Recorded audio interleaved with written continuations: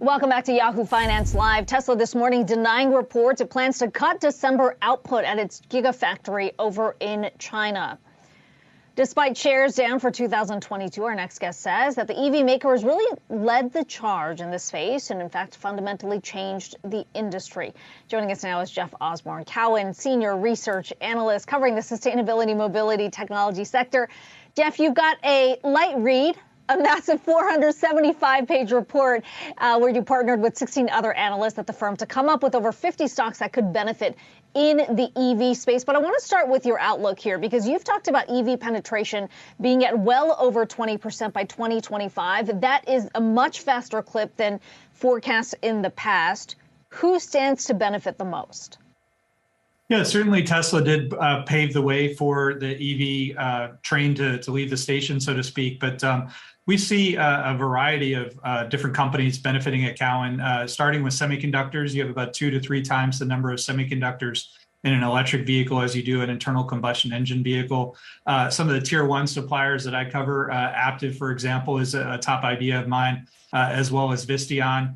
But there's a variety of plays. Charging and lithium in particular as well are gating obstacles to grow the industry. So as you mentioned, 50 ideas that we came up with, a variety of companies in the tech space in general.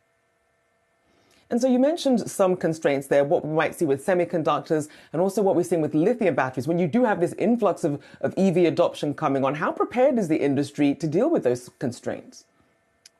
Yeah, certainly the semiconductor industry has ramped up a lot quicker. The battery capacity has ramped up.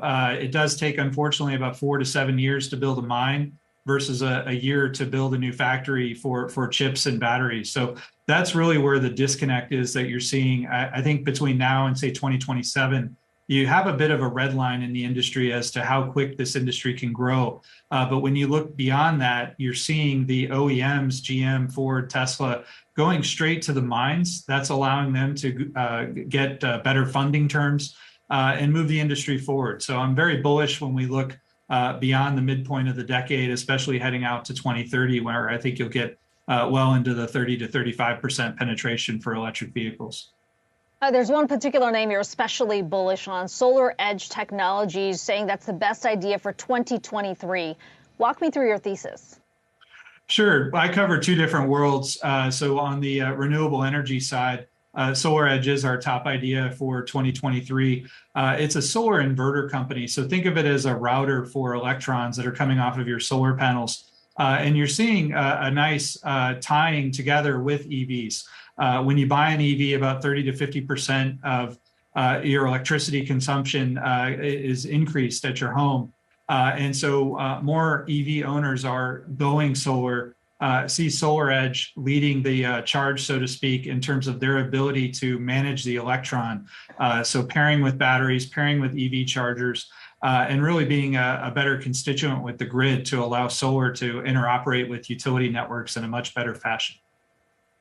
And just quickly, I want to ask you about the voltage changes that we're seeing. Originally, we tended to see them in the 400 range, but you're starting to see them in the 800 range as well. What is that going to do to the industry? Yeah, you're spot on. So consumers want to charge faster. They also want to charge quicker. And so to do that, you need to increase the voltage in the car. And so that has a profound impact on the types of semiconductors used.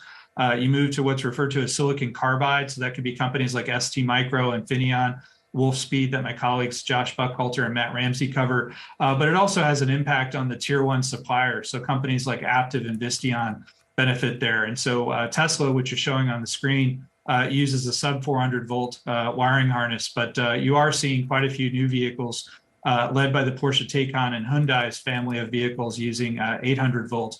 And there's certainly a lot of attributes that benefits the consumer in terms of faster charging and better range.